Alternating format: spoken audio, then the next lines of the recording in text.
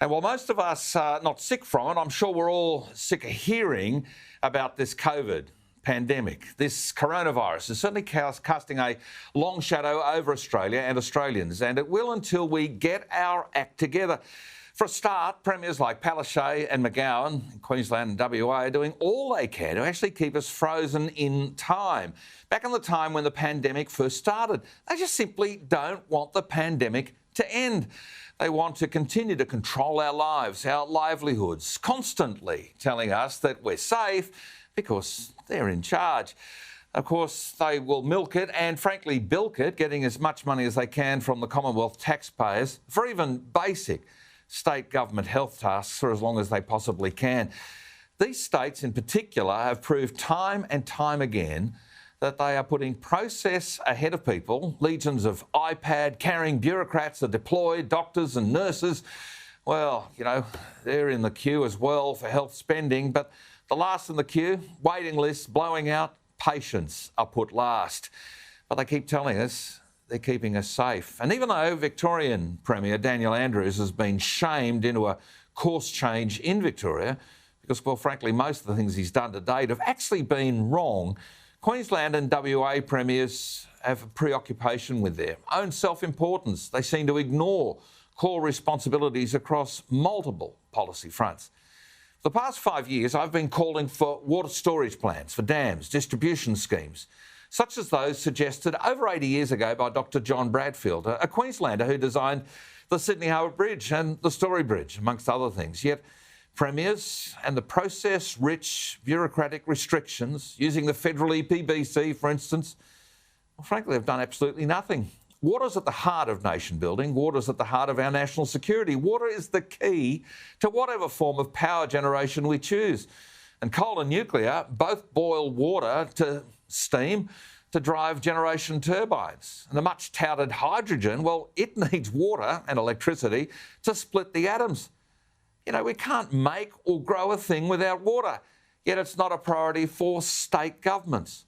And these pompous premiers, well, they're risking our national sovereignty and they're risking our national security at a time of international turmoil. And of course, then there's the people shortages. The removal of restrictions on free movement for people across the state borders was in fact a key reason that we federated 121 years ago. And our founding fathers, yes, they were all blokes, knew that we needed to move around this great country of ours. And yet now we have restrictions, forms, tests, processes, and all sorts of political issues on borders which are holding back our economic and indeed our social recovery. So let's just be very straight about this. There's a skill and people shortage worldwide. Countries like ours, well, we're actually competing for the same pool of people as places like Canada and the United States, Britain and parts of Europe. Australians just won't do some jobs, yet these jobs need to be done. So low-skilled people may also be needed to come to our country to actually keep our country going, be it cleaning hotel rooms, picking fruit. They're all critical to our economy. And we probably need to pressure those comfortable in the unemployment world to actually get to work. You know, we've become very lazy. We've built so many obstacles in the way for us to actually look attractive as an option for international sourced people in the workforce that we actually now need to attract. So we're not as attractive as we arrogantly believe we are. But there's no point in bringing in people from other countries to this country if we don't actually have something worthwhile for them to do. And let's face it, the post-World War II migrants, they helped to build the prosperity that we have enjoyed. They came here with purpose and they delivered on the promise of a better life to their families and indeed to all of us. We now need to boldly plan our future and our future Australian prosperity. We need to do that now, not just to manage the malaise we seem to be caught up in.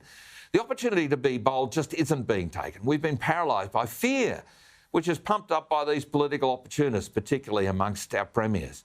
And it doesn't take much to do bold. A big bold plan for water, for instance, would actually be a genuine start. It'd trigger a renaissance in agriculture with cheap power, a renaissance in manufacturing. We've got to grow and make in Australia, not just import and distribute from other countries. It's not hard, is it? We need to do it for our national sovereignty. We need to do it for our national security. And indeed, we need to do it for our national dignity. But we need the premiers to put the political posturing aside for this to actually happen. And right now, the priorities of a number of premiers is just pointless point scoring to try and damage the Prime Minister and lead up to a federal election, instead of working with him to build the prosperity we all can enjoy.